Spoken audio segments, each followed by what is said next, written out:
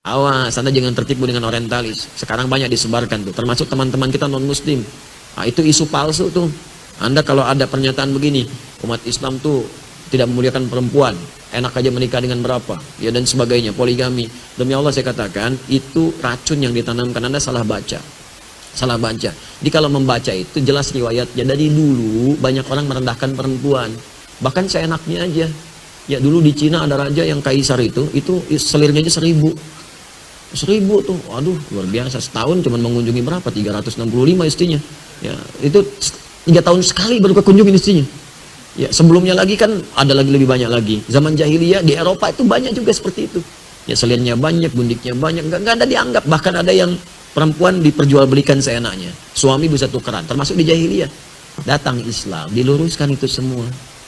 Diarahkan dengan baik. Jangan perlakukan perempuan seperti itu, kata Al-Quran. Turun Quran surah ketiga 36, perempuan punya keistimewaan, diberikan hak di situ, diberikan bagian warisnya. Dulu nggak ada warisan, diberikan waris untuk mengangkat derajat perempuan, termasuk dibatasi. Kata Allah jangan begitu, kamu seenaknya kuburkan perempuan ratusan ribuan, tidak. Kalau kamu memang sanggup untuk bisa menikah lebih daripada satu perempuan, ini alasannya. Kalau bisa jangan lebih dari 4. Nggak ada satu pengen nambah 2, 2 pengen nambah 3, 3 4 cukup. Di luar batas kesanggupan itu tidak. Cuma Nabi Muhammad yang saya berikan kemudian petunjuk untuk menikah dengan 9 perempuan. Di Al-Bukhari nomor hadis 5068. Ya, dari Anas bin Malik. 9 pun itu dengan hikmah, bukan untuk dunia. Karena semuanya rata. Kenapa dinikahkan dengan Aisyah radhiyallahu taala anha? Allah yang pilihkan. Kenapa? Untuk mewarisi keilmuan Nabi. Makanya dari Sayyidah Aisyah nggak ada keturunan.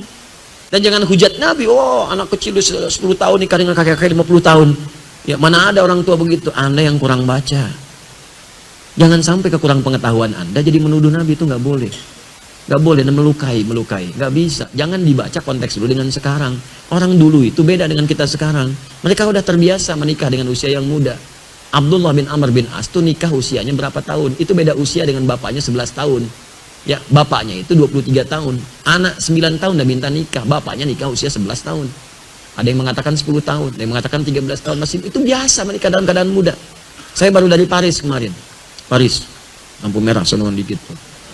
Ya, itu Louis menikah dengan Maria Antoinette. Usia berapa tahun? 13 tahun. Itu di Eropa. Itu biasa. Saya tanya begini deh, di zaman-zaman dulu ya. Raden Ajeng Kartini, era Kartini, berapa usianya saat dipinggit? Masih belia kan? Dipinggit kemudian baru lantas dinikahi dalam usia baliknya. Ya, mengandung, melahirkan, meninggal dunia. Itu kan usia yang sangat muda. Apa Anda menertawakannya? Coba saya tantang sekarang. Siapa yang berani melecehkan Kartini, pahlawan nasional? Ayo bicara sekarang. Anda akan dihukum, banyak orang menyoal pahlawan nasional. Sekarang manusia biasa saja, Anda tidak bincangkan karena takut dengan manusia. Kenapa Anda berani kemudian menyoal Rasulullah SAW dengan Sayyidah Aisyah? Anda siapa? Kalau nggak paham ilmu jangan bicara. Kalau nggak paham ilmunya, belajar dulu, takut khawatir salah ucap.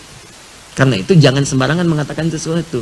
Di konteks dulu, dibaca dulu, dilihat dulu. Apa hikmahnya? Ternyata dipilih yang paling belia ini, kemudian setelah balik baru diajak berumah tangga, hidup berumah tangga, itu untuk belajar kehidupan fikih di rumah tangga.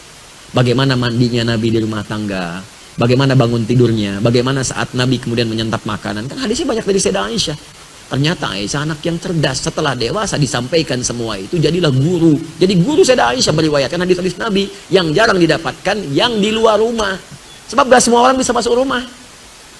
Kalau yang lainnya banyak. Sayyidah Khadijah ada wafat duluan sebelumnya. Ya, Zainab meriwayatkan yang sedikit-sedikit, tampilan yang khusus. Saudah binti Zam'ah saat Anda jadi nenek-nenek dewasa seperti apa berbakti pada suami. Kalau suami masih ada di situ. Jangan sampai canda hilang. Ya, Saudah binti Zam'ah itu sudah sepuh, Nabi menikah tapi masih bisa bermain canda dengan Nabi.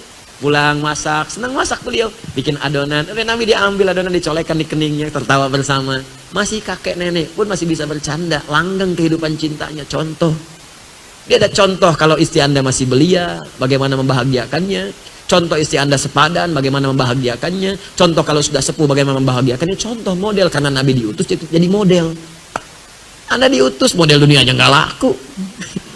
Nggak, makanya nggak ada utusan. Kita itu diciptakan untuk mengikuti model, dipraktekkan dalam hidup. Begitu cara bacanya. Jadi kalau bacanya begitu enak kita.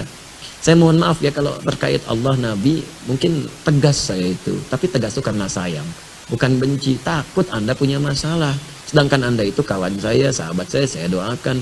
Kan paling gak enak berpisah dengan sahabat kita. Atau ada orang dibenci Nabi, kita paling gak enak. Karena itu kalau masalah dengan Nabi, saya tegas gitu. Tapi ketegasan itu sebagai cinta, bukan radikal. Bukan radikal. Ini saksi antum nih. Tunjukkan pada saya radikal saya di mana. Nanti saya perbaiki.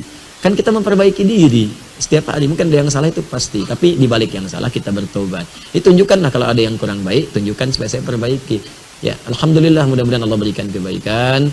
Ya, alhamdulillah. Kita nggak perlu banyak-banyak lah hal-hal yang kita bahas, sedikit tapi bisa bermanfaat insya Allah. Ya, jadi beberapa waktu ini saya mohon doa juga. Ya, saya sedang menata diri untuk belajar lagi, kemudian mengkaji lagi, praktekkan lagi. Jadi silakan, saya senang hati. Kalau ada yang kurang, sampaikan, saya koreksi.